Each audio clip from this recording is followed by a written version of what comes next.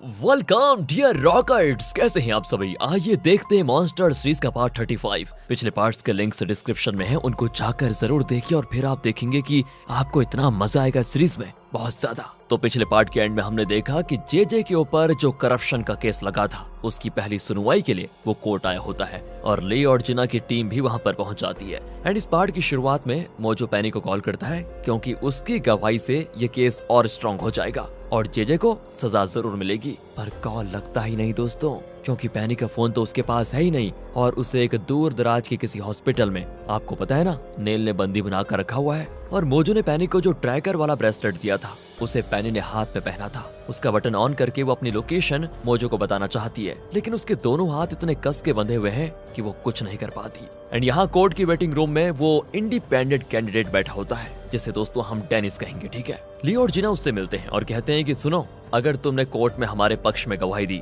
तो तुम्हारे जेल में होने के बावजूद हम तुम्हारे परिवार को एक बहुत बड़ी रकम देंगे। और वो कहता है जे ने भी मुझे यही लालच दिया था, अब बताइए कि आप में और उसमें फर्क क्या है। इस पर ली कहता है कि अच्छा, तो क्या तुम बिना पैसे लिए मेरा काम कर दोगे, बताओ। देखो, मेरे पास तुम्हारे खिलाफ बहुत स्ट्रॉन्ग एविडेंस है, अगर तो मेरी बहुत बड़ी सजा मिलेगी। एंड दोस्तों, ली ये सारी बातें जरा धमकाने वाले टोन में कहता है। तो जॉन कहता है कि ऐसे मत धमकाओ भाई, कहीं ये डर ना जाए। तब जॉन डेनिस से कहता है कि देखो, तुम बस कोर्ट में सच बताओ और हमें कुछ नहीं चाहिए। यहाँ से वो कमरे के बाहर निकल जाते हैं, लेकिन तब जे कॉल करता है और वेटिंग रूम में टेबल के नीचे एक फोन रिंग करता है। दोस्तों, ये भी जे की सेटिंग थी। डेनिस उसे उठाकर कॉल अटेंड करता है, लेकिन जे की आवाज को सुनते वो कहता है, मैं तुम्हारी कोई भी बात नहीं सुनना चाहता, कहकर वो कॉल काटने वाला होता है। पर जे कहता है कि अगर तुमने कॉल काटा तो फिर तुम बहुत पछताओगे, सुन लो मेरी बात। थोड़ी देर के बाद तुम्हें एक और कॉल आएगा, अगर तुमने उस कॉल को नहीं उठाया तो सोचो तुम्हारी जिंदगी गई। इस धमकी के साथ जे कॉल काट देता है। अगले ही 1 मिनट में एक और कॉल आता है, लेकिन वो किसका कॉल है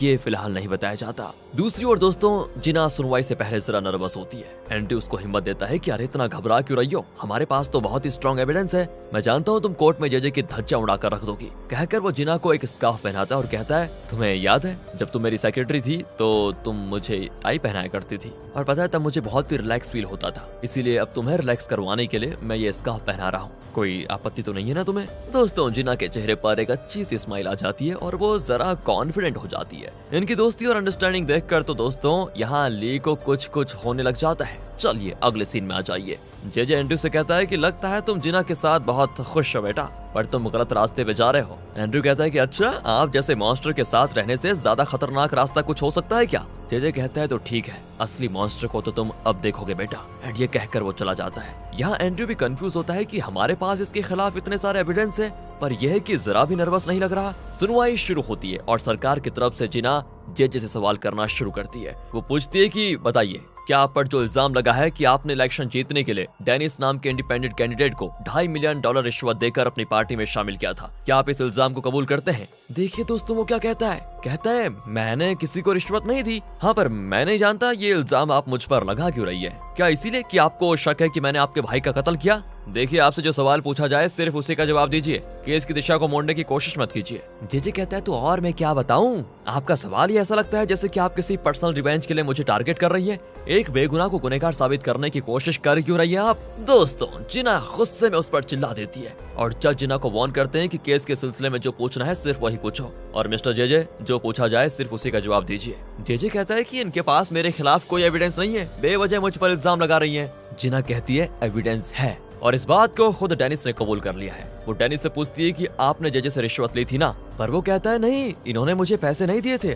बस दोस्तों, जिना चौंक कर पूछती है ये क्या कह रहे हैं आप, कहीं आप किसी की धमकी से डरकर ऐसा स्टेटमेंट तो नहीं दे रहे। तब जे कुछ सोचने लगता है और फ्लैशबैक में दिखाते हैं दोस्तों कि डेनिस को जो दूसरा कॉल आया था वो वीडियो कॉल था जिसमें उसकी वाइफ और बेटी होती है। उन्हें देखकर डेनिस बहुत खुश हुआ था, लेकिन फिर पता चला कि दोनों बॉडीगार्ड के साथ हैं। ये भी जे की धमकाने वाली चाल थी कि अगर तुमने कोर्ट में मेरे खिलाफ कुछ बोला तो तुम्हारा परिवार जिंदा नहीं बचेगा। उसके बाद जे ने डेनिस को धमकाया था कि समझदार को इशारा काफी है बेटा, और मुझे पता है कि तुम समझदार हो, तो अब कोर्ट में जो कहना है कह लेना। एंड उसी की धमकी की वजह से डेनिस कोर्ट में ये स्टेटमेंट दे रहा है दोस्तों। जिना के हर सवाल का वो ना में जवाब देता है। ली की टीम के सभी लोग चौंक जाते हैं कि ये पासा तो पलट ही गया। इतने में जे अपने लॉयर को एक आइडिया देता है और वो डेनिस से पूछता है कि एक बात बताओ, जब तुम जेल में थे तो क्या तुम्हें अपनी जान को लेकर डर लगा था कि जे तुम्हें कभी मार डालेगा। दोस्तों, इसका भी वो ना में जवाब देता है। अब जीना जज से कहती है कि माय लॉर्ड, जेजे के खिलाफ एक और एविडेंस अभी आता ही होगा। जेल में उसने अपने आदमी से कहकर डेनिस के इंजेक्शन में जहर मिलाया था। खुशकिस्मती से वो पकड़ा गया, वरना डेनिस तो आज जिंदा नहीं बचता।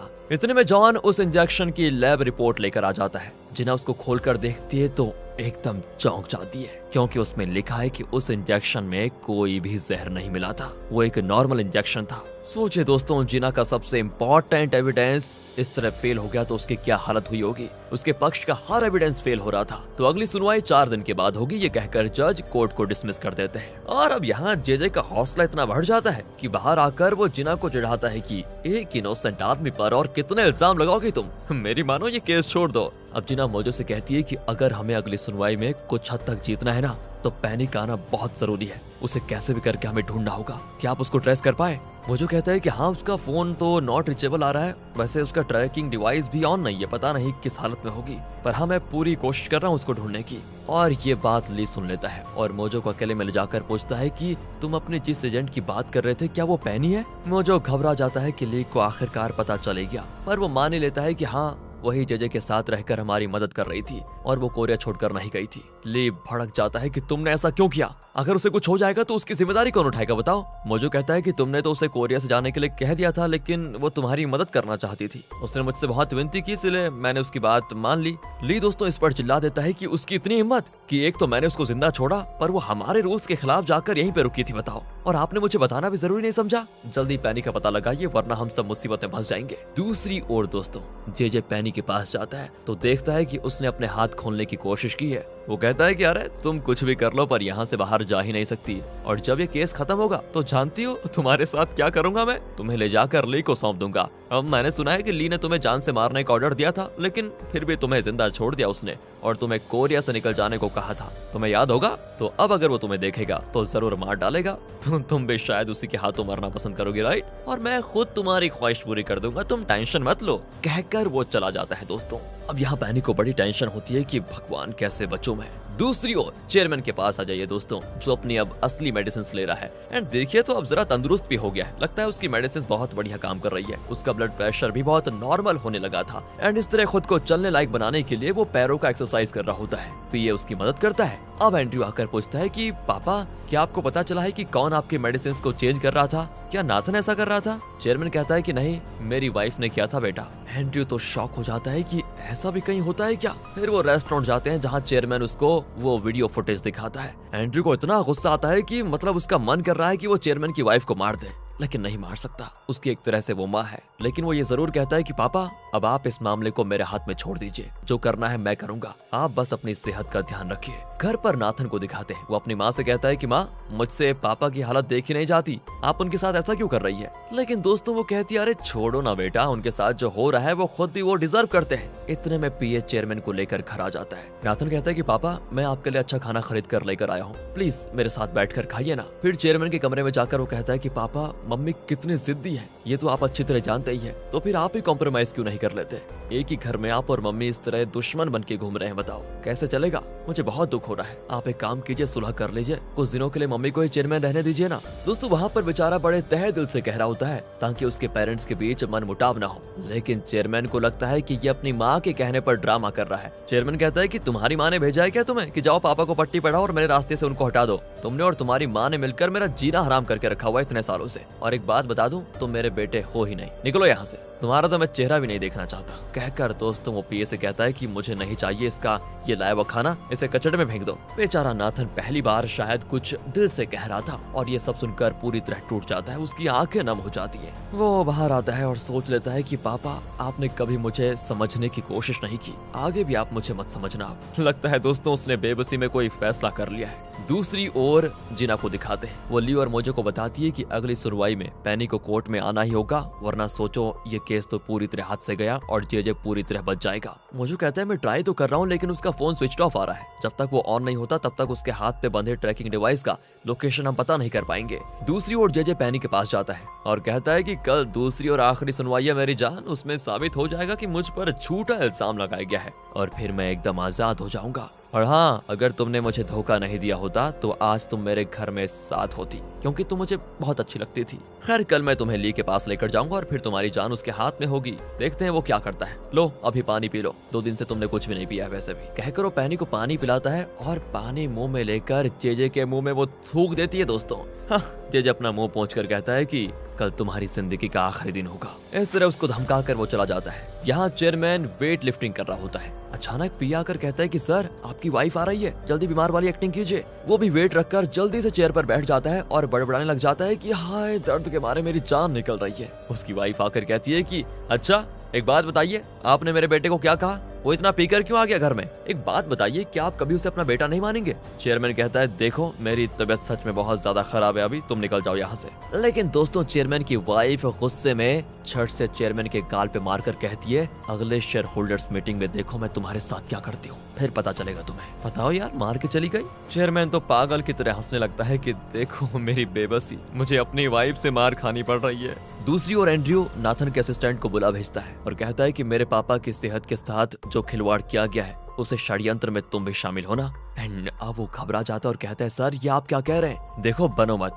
मेरे पास प्रूफ है कि चेयरमैन की वाइफ के कहने पर ही तुमने पापा के मेडिसिन को चेंज किया था। वो दोस्तों डर के मारे एंड्रयू के पैर पकड़ लेता है कि प्लीज सर, किसी को मत बताइए, मेरी जिंदगी बर्बाद हो जाएगी। एंड्रयू कहता है, ठीक है, अगर तुम चाहते हो कि मैं किसी को ना बताऊं तो उस दिन जिन शेयर होल्डर्स को चेयरमैन की वाइफ ने मेरे खिलाफ भड़काया था, उन्हें कॉल करके कहो कि चेयरमैन की वाइफ उनसे बात करना चाहती है। एंड वो भी डर के मारे उन सभी को मीटिंग रूम में बुला लेता है। वो सभी तो चेयरमैन की वाइफ को एक्सपेक्ट कर रहे थे, लेकिन वहाँ एंड्रयू की एंट्री होती है। वो पूछते हैं कि तुम यहाँ पर क्यों आ गए? एंड्रयू कहते हैं, वो तो मैं बाद में बताऊंगा, पर आप सब एक बात बताइए कि इस कंपनी में इन्वेस्ट करने के पीछे आपका मकसद क्या था? आपका सबसे बड़ा डर क्या है डोडो ग्रुप को लेकर? एक आदमी कहता है कि हम चाहते हैं कि डोडो ग्रुप का शेयर वैल्यू ऊपर जाए, कंपनी तरक्की करे और हमें ज्यादा से ज्यादा मुनाफा मिले। उसके लिए जो करना होगा वही हम करेंगे। एंड्रयू कहता है, अच्छा ये बात है, तब तो आपको शेयर होल्डर्स मीटिंग में चेयरमैन की वाइफ को या नाथन को वोट करना ही नहीं चाहिए। जानना चाहते हैं क्यों? पूछकर दोस्तों वो वीडियो फुटेज दिखाता है जिसमें चेयरमैन की वाइफ चेयरमैन के मेडिसिन के बदले नकली मेडिसिन रख रही है।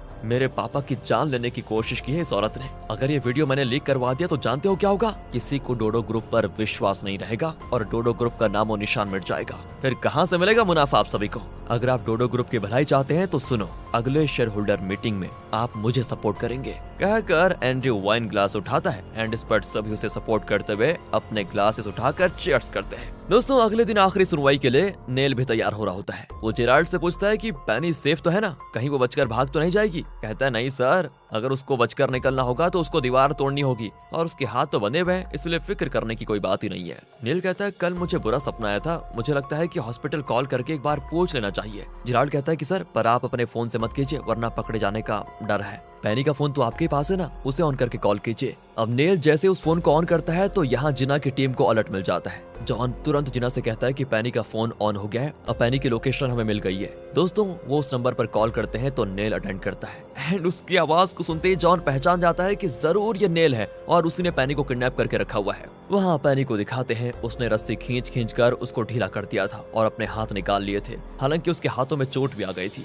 वो अपने ब्रेसलेट के ट्रैकिंग डिवाइस को ऑन करने में सफल हो जाती है। दोस्तों, यहाँ ली को भी पता चल जाता है कि पेनी नेल के कब्जे में है। इतने में मोजू आकर उसे पेनी का लोकेशन बताता है तो ली कहता है कि वो हॉस्पिटल से बहुत दूर है, सड़क से गए तो हम उसे वक्त पर कोर्ट पर नहीं ला पाएंगे, हमें हेलीकॉप्टर में जाकर उसको लाना होगा। लेकिन उस हॉस्पिटल में हमें अलाउ नहीं किया जाएगा ना, इसलिए आप वहाँ के लोकल पुलिस स्टेशन को कॉल कीजिए कि उस हॉस्पिटल में एक कत्ल हुआ है और हम भी पुलिस के साथ हॉस्पिटल के अंदर चले जाएंगे। मैं अभी हेलीकॉप्टर का इंतजाम करता हूँ। इस तरह दोस्तों, एक ही मिनट में ली झट से पूरी प्लानिंग कर लेता है। यहाँ जिना और जॉन सोच लेते हैं कि बस जब तक पेनी ली को कोर्ट नहीं लाता तब तक इन्हें किसी तरह कोर्ट की प्रोसीडिंग्स को खींचना होगा, यानी मतलब एक्सटेंड करना होगा फालतू की बातें कर करके।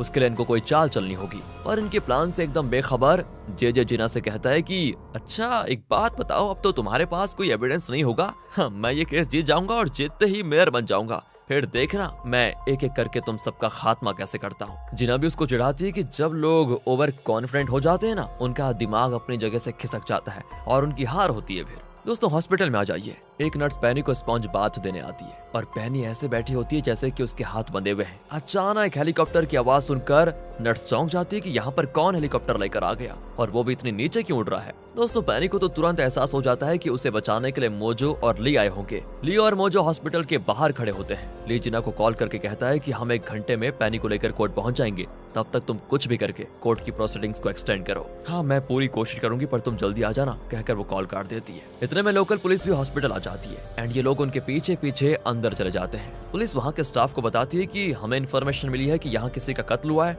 इतने में ली पैनी को पुकारते हुए अंदर भागता है एंड वो उसे रोकने की बहुत कोशिश करते हैं, लेकिन ली उनको चकमा देकर अंदर चला जाता है। दोस्तों कोर्ट में जिना कहती है कि मैं कुछ और विटनेसेस से पूछताछ करना चाहती हूँ। जेजे चौंक जाता है कि आप कौन सा विटनेस लेकर आ गई। असल में दोस्तों इंडिपेंडेंट कैंडिडेट डेनिस के साथ मिलकर जिन लोगों ने उसके लिए प्रचार किया था उन्हें जिना विटनेस के तौर पर लेकर आई थी। जेजे को समझ नहीं आता कि इनके स्टेटमेंट का क्या करेगी एंड जज भी चौंक जाते हैं कि तुम करना क्या चाहती हो और आखिरी सुनवाई में इतने सारे विटनेसेस के स्टेटमेंट को लेकर तुम साबित क्या करना चाहती हो। इसमें तो बहुत देर लग जाएगी। पर जिना कहती है कि सच को सामने लाने के लिए थोड़ा तो इंतजार करना पड़ेगा ना, इसीलिए मैं एक एक करके पूछताछ करना चाहती हूँ जिससे और कई सच्चाइयाँ कोर्ट के सामने आ जाएंगी। इस पर फिर क्या था, जज भी मान जाते हैं कि ठीक है लेकिन जल्दी पूछताछ शुरू करो। दूसरी ओर दोस्तों ग्रे पैनी को देख लेता है और फिर वो तुरंत उस कमरे में जाकर पैनी को छुड़ा लेते हैं। इतने में ली भी आ जाता है और गुस्से में पैनी को देखता है। वो बेचारी कहती है कि मुझे माफ कर दो। ली कहता है कि मैंने बॉस से बात कर ली है। तो मुझे पूछता है उन्होंने क्या कहा।